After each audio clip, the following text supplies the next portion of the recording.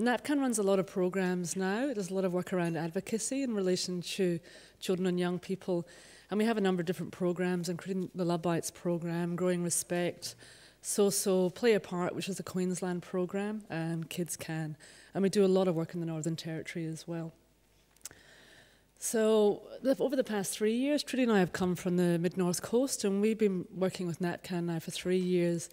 And we're doing a lot of work around professional development and a lot of support to communities to, it's funny you were saying that, respect for relationships, to deliver respect for relationships. I think it was the Labour government that actually changed the terminology. All their grants said respect for relationships, so we all went, oh, we've got to call it respect for relationships. So it's funny how we become sheep in that context. So yeah, so we run programs around this. All of our staff are either teachers, psychologists, or social workers as well. So Growing Respect, our basic vision for Growing Respect is to develop, implement and support communities to develop respect for relationships programs around Australia. We've made a decision to look at age 4 all the way through to 18 purely from demand. I think everywhere we go people say it's not enough to be working with adolescents, we need to be working all the way through. So we're looking at working with children in preschools, primary schools and high schools, and also in out-of-school settings. Our programs have become hugely successful in juvenile detention centres and with young people in out-of-school settings as well. And really, our major aim is to provide communities with sustainable, localised, whole-of-community respect for relationships programs and strategies. And basically, I mean, I'm with what everyone's been saying here. I remember being called a slut when I was in high school. I've got 2 daughters, and I thought, I hope when my daughters get to school, they don't get called a slut too.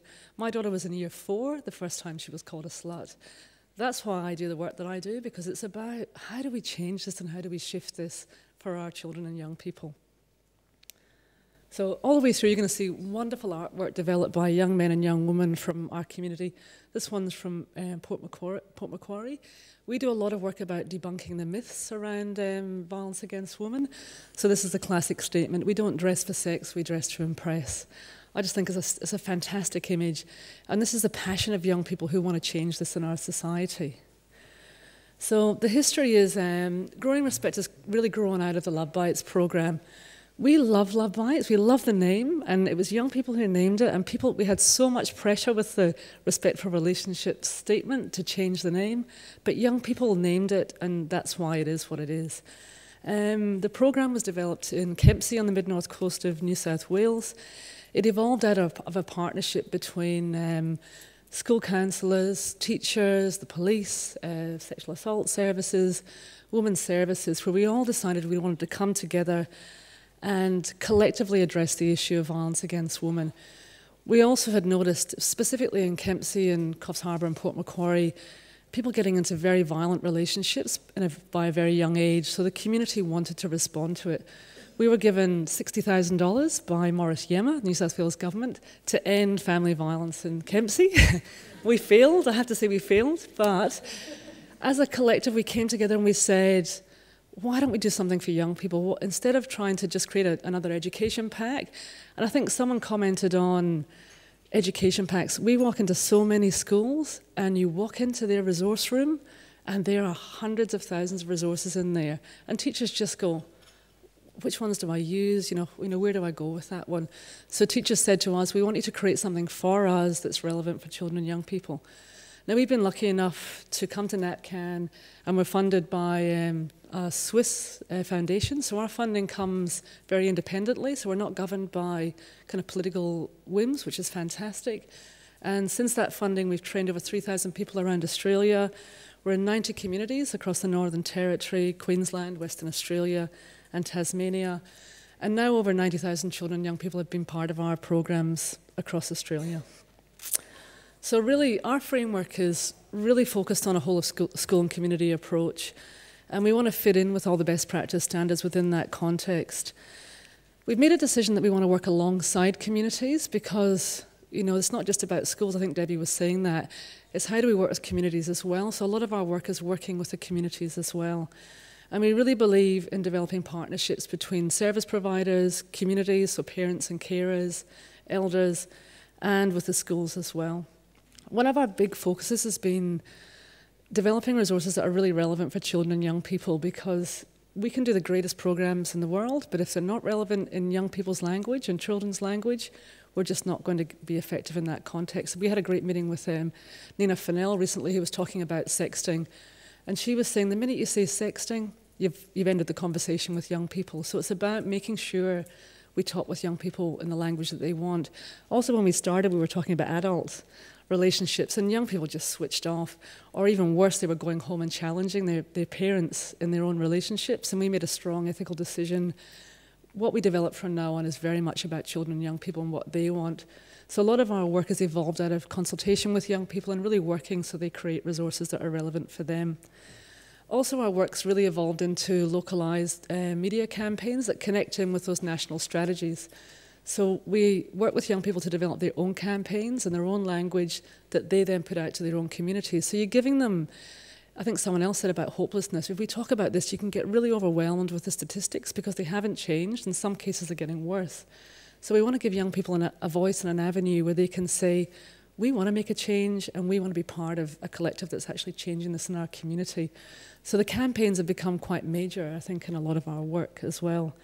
And I think I've said before, we try and take on every, I think this is what's great about today. Professional development for ourselves is essential, so we can constantly take on what's happening in the kind of best practice world. Okay, so the outcomes that we're looking for from Growing Respect, we want to look at, we're really big fans of Maura Carmody's work, so we really want to think about developing an ethical framework for young people and, making them think about their relationships as well. We've made it a big decision as well to talk about, especially with children, about the difference between abusive and safe behaviours, because our research has found that children don't know the difference between safe and unsafe, so it's really important to actually lay that foundation and talk about that first.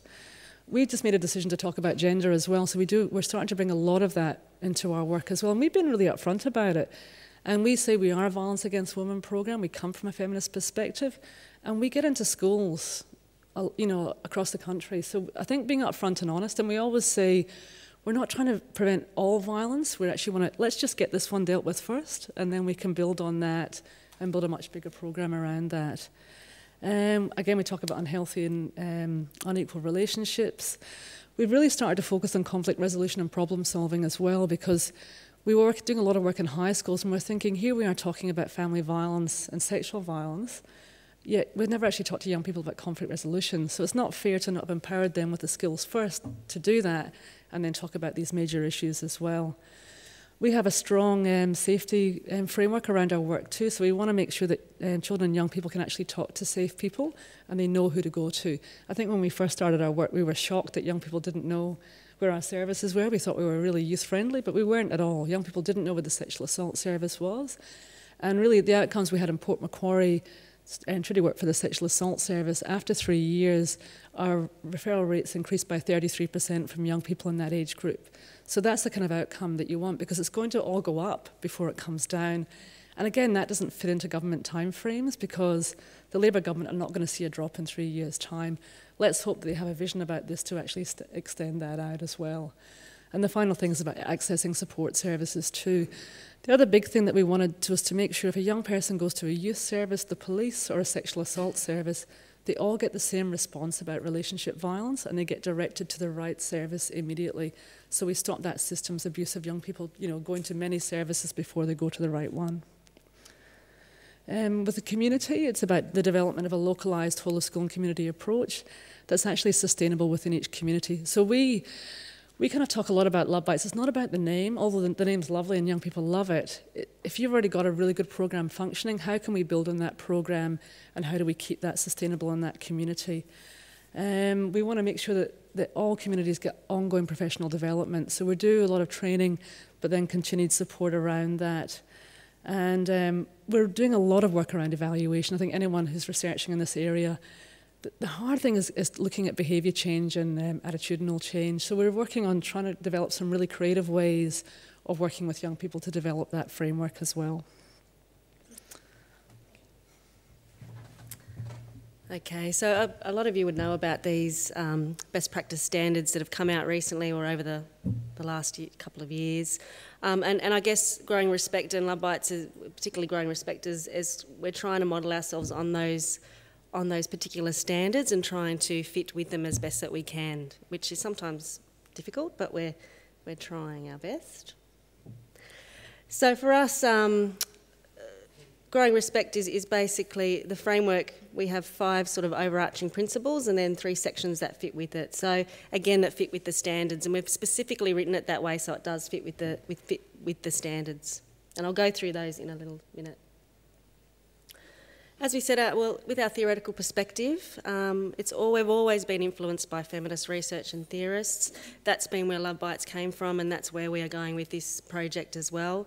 So we want to look at gender role stereotypes, power, encouraging equal and respectful relationships, and allowing young people to really examine gender and how it impacts on them and their own relationships and their lives at the moment and also in the future. And we're also influenced by, I guess, Vic Health's framework to guide primary prevention of violence against women, which many of you would be aware of as well, which looks at, which is an ecological model recognising all those different factors that influence violent behaviour in our world. We have a theory of behaviour change, and this was a tricky thing to actually work out, but I guess for us, these 2 models fit for us best, and that's the social ecological model and the community of responsibility model. And I guess they're more about the environment and culture and getting people to actually intervene as well as bystanders and to take action in this particular area. So that's what's driving the program. This is a picture from Port Macquarie High School. The kids in Port Macquarie, actually the boys, became a little bit famous for about a week because they had an article in Marie Claire about White Ribbon Day, and we always had big events in Port Macquarie High School, so that's a picture of them in Marie Claire, very proudly, with their teachers. Part of Growing Respect is having cultural inclusive practice, obviously, and this is really in both of those best practice standards. And this can be a really tricky area as well, and I think for us it's taken time to really look at what does this actually mean and how we're going to do this effectively and in real terms. So for us, we've spent a lot of time in this area and thinking about it and reflecting on it and trying to work out how we do it best. And for us, I think as Angela mentioned, our programs are child and young person inclusive. So we don't talk about adult sexual assault, we don't talk necessarily about child sexual assault, we actually talk about their relationships at that time and what's going on for them at that developmental time in their lives. And for us and for most of us, we have professional reflective practice, which is on constant sort of looking at how we're developing and what we need to change and how we're going to make everything more effective. And we expect that too from teaching staff and our community partners as well. That's another one. So what does it look like? I guess from us, as same with what Emma was saying about Casa House, you do need a commitment from the school executives, so starting at the top. Again, we've found that is the key. If you don't have that support, then the programs aren't going to work as well. We've implemented a fairly comprehensive school audit, which reviews all of the policies, procedures, the culture of the school, the environment, the curriculum, to see where things are at, and we develop a plan for the school in consultation with them about how we help them fit what's missing or how we develop things for them. We've offered specialised training for teachers on domestic and family violence, sexual assault, child abuse and neglect, and on the programs that we're actually going to be facilitating in the schools. Again, as with Emma mentioned, getting teachers released to be able to do this professional development is the most difficult thing. Okay, so the actual programs and lesson plans that we have for Growing Respect. In the high school program, we really address both interpersonal violence and sexual assaults. We look at both of those things. In the primary school component, we focus more on, I guess, respectful relationships, as we said before, and those underlying factors that we need to address at that early age. So we're looking at basic concepts like respect, power, gender, crossing the line. We've actually used the language from the federal government's The Line campaign. So in our primary school projects, we talk about the line and when it gets crossed and how do you know, and we've incorporated that into the program. And in primary school, we're also looking at things like communication, listening, and how to actually manage difficult situations in relationships.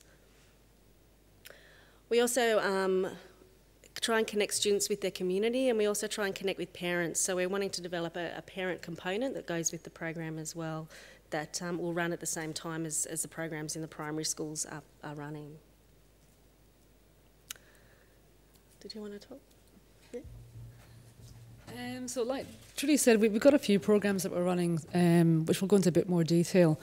Preschool and early primary school, we've actually got an All Children Being Safe program, which is very much a community focus. It's about communities keeping children safe. I mean, I've never been a huge fan of protective behaviours because I think often it makes children think they should be keeping themselves safe, and that makes me feel a little bit uncomfortable. So this one was developed in partnership with the Greenhill community in Kempsey in New South Wales, and it's all about communities keeping children safe. We then, like Trudi said, we've got our Respect for Relationships programs from 7 till 14. We wanted to keep that age framework because we wanted to kind of take in transition from primary school into high school. So it's that language around respect and conflict management that goes across from primary school to high school. And that's why the whole of community approach is really important, because kids in primary school will go to different high schools. And so we're trying to kind of keep that consistency going. Then the last program is the Love Bites program. And we kind of freaked Michael Flood out a little bit because he's been doing some evaluation for us. And we don't believe in Love Bites being a stagnant model, so it's not. You might, if anyone's got the old CD-ROM that we had years ago, that's not what it looks like now. And even the manual we have now, it's evolved from there as well, because we believe in reflective practice and growing and all those kind of things.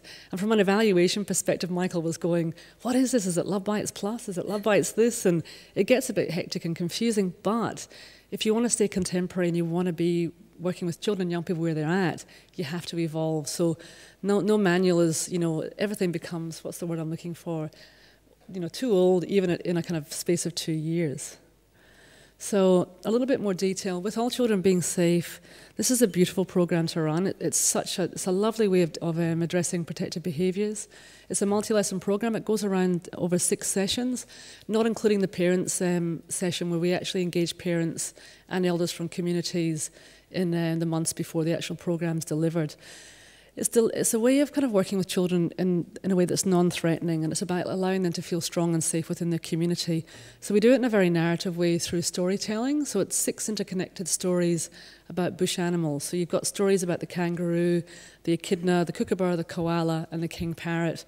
And basically the dingo is the perpetrator, and, which is someone has to play the kind of difficult character. When we go to the Northern Territory, a lot of kids have dingoes as pets, so they're a bit uncomfortable about that. So again, that's where our adaptation comes into place. But it's just a beautiful connected way of talking about all the different issues. So we talk about safe and unsafe feelings, safe places, safe people, communities coming together to look after children. And there's also the koala stories about learning from my mistakes and doing things differently. So it's like a grandma koala telling a story to a little granny koala. So it's just a beautiful way of doing a program. We really believe in a lot of creativity because I think that opens up the mind. And we use a lot of humour, I think, like Emma was saying, and everyone's been saying. Humour doesn't mean you're laughing at the issue. It means that you're allowing people to feel comfortable around how we talk about these issues. So humour is enormous for us. So that was a banner that was developed by the parents before we started the programme.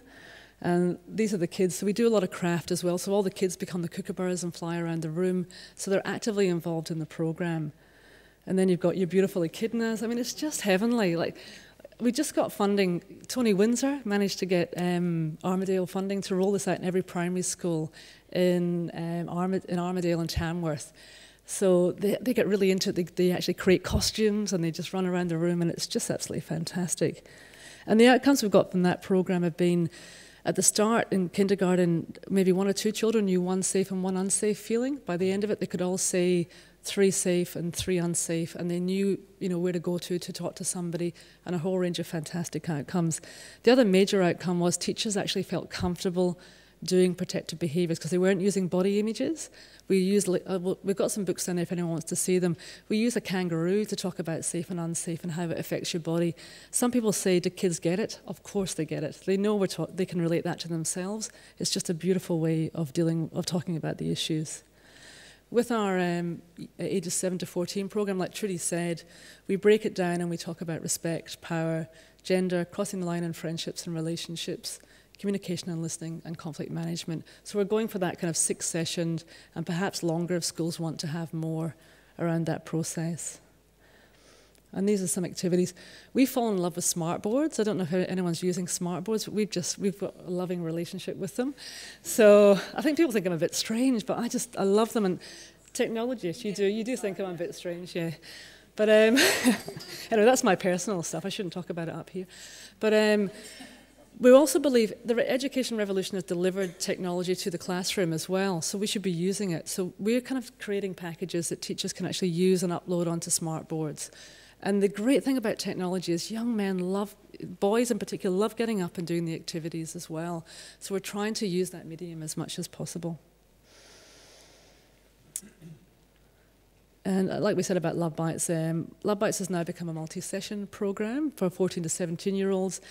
We've that's the age we want to pitch it at, because that's where they're developmentally ready. We've trialled it with younger people, talking about family violence and sexual assault, and we find that's the right age to actually talk about these issues in a really serious way. And we're a little bit different from Casa House, where we do like to try and bring young men and young women together to talk about these issues, because part of our philosophy is, if they can't do it in a safe environment, when will they have the chance to do that and have that discussion together?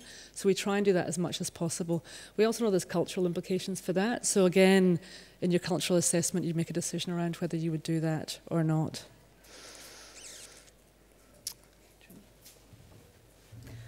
So we're just going to really briefly talk about Tempe. We got a little bit of funding last year to actually trial some of these programs in 2 schools in Tempe, which is in the inner west of Sydney.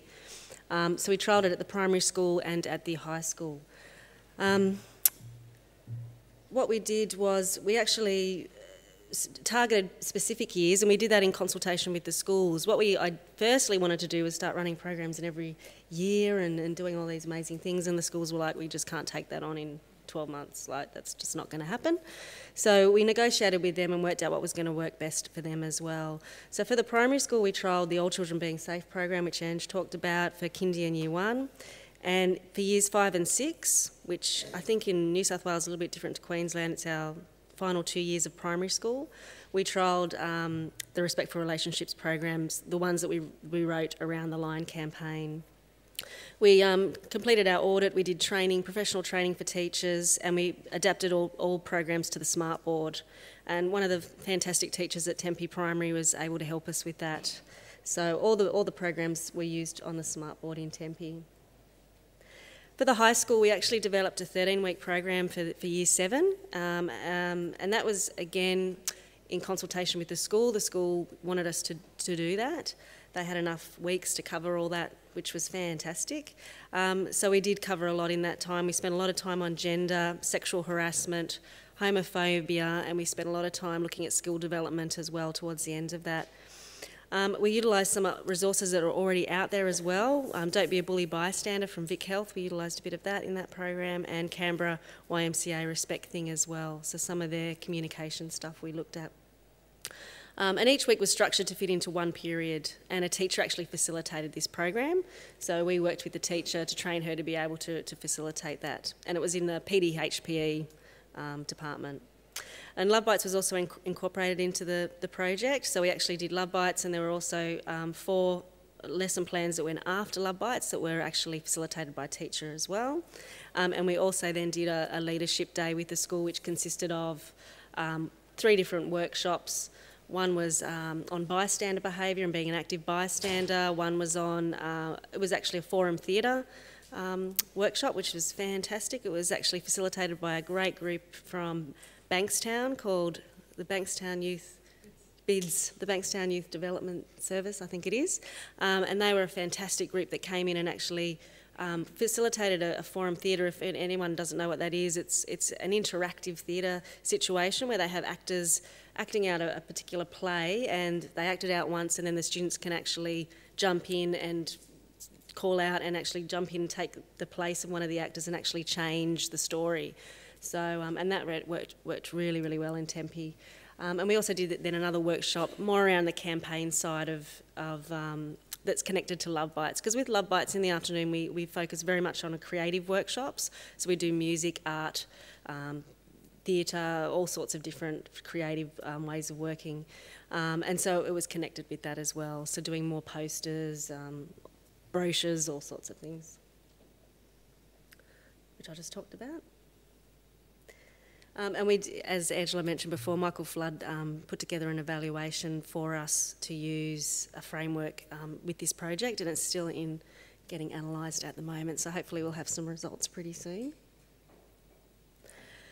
As Emma said before too, there's lots of challenges and lots of things we learned from this project. School capacity to implement programs. We can write lots of great programs, but for schools, you know, we realise that they have just so many competing issues to cover. There's limited funding and resources. Like I said before, professional development was very difficult to get them released. If we couldn't fund that, the teachers would not have been released. I mean, we even had to pay for actually some of the resources they needed to use in the classrooms. For us, we're in a regional area. We're from Port Macquarie, so supporting a school in a city was a bit tricky because we weren't there all the time. And evaluation was tricky too. I mean, we had a very comprehensive evaluation format, but it was 7 or 8 pages long that we needed to have it redone 3 or 4 times, and for students that was quite time consuming and difficult. One of the major things though we did learn was, I guess, which is relevant to today as well, is that we really do need to explore gender so much more and its role in violence. I mean, even when we talked to teachers about this in training and other workers, it is a really difficult area that people don't seem to have a very clear grasp of. So for us, we want to really spend a lot more time developing our resources around that as well. So it's still a work in progress. We're evolving as we go. The next step for us is, like I said, looking at gender more, developing more programs for the schools, which we'll be doing this year. We're going back to Tempe Primary this year. They've asked us to come back and trial more programs, and the high school. We're going to be working with individual schools and communities. We've actually received some more funding this year to go into specific communities and really adapt programs for their specific needs. We want to do more with the smart board, develop more parent program, and look at how we can actually make evaluation work on the ground and still be relevant to and get the information that we need from it. That's about it. Yeah. Did you want to? We just want to show you one more thing. This is about children and young people and how fantastic they can get the message across around violence prevention. This is some young men from Dubbo in New South Wales. We just love the Kamilaroi boys. They're just beautiful. And these young men actually came to our school holiday program and took on the Love Bites program. They came voluntarily for a whole week and they created their own video, prevention video around the issues. So we'll just quickly show that and then we'll be Because we got a message to send. We respect and defend all our family and friends. It isn't okay, we ain't gonna pretend. We're brothers, we're cousins, we're Kamilaroi men. And we'll rip it again from Dubbo to the gate. From Walgett to Westside, all over the state. Make no mistake, tell all your mates. We're bringing mad love and we're killing the hate. Us kids see it all, don't you know? Men getting hot-headed, fighting on the road. Copping black eyes, ripping off your clothes. Acting fired up like you're gonna explode. Well, I don't suppose you thought we saw your last street fight or your barroom brawl. But we saw you fall, battered and bruised. We had enough of the violence and the family abuse. Physical, sexual, emotional abuse. On the phone, on the road, well, we're coming for you. Alcohol, violence, it's sad but true. You heard what I said, now we're bringing the proof. You heard what I said, now we're bringing the proof. Now we're bringing the proof. Listen up, cause we got a message to send. We respect and defend all our family and friends. It isn't okay, we ain't gonna pretend. We're brothers, we're cousins, we're Kamilaroi men. And we'll rip it again from Dubbo to the gate. From Walgett to Westside, all over the state. Make no mistake, tell all your mates. We're bringing mad love and we're killing the hate. If you're in a bad way, find a place to go. To your aunts or your uncles, find space to grow. Don't ever let no one break your flow. Say no, or get an AVO. From Fox Street back to Talbot Mission. Hands off, boy, cause you need permission. The Kamilaroi boys singing rights for women. Make the right choice, make the right decision. Think you're real hard when they can't fight back. You think we can't see when the night turns black. You think you're real tough but you're weak, you're gammon. No more abuse, respect and understanding. Listen up, cause we got a message to send. We respect and defend all our family and friends. It isn't okay, we ain't gonna pretend. We're brothers, we're cousins, we're Gamilaroi men, and we'll rip it again from Darbo to the gate, from Walgett to Westside, all over the state. Make no mistake, tell all your mates, we're bringing mad love and we're killing the hate. Killing the hate.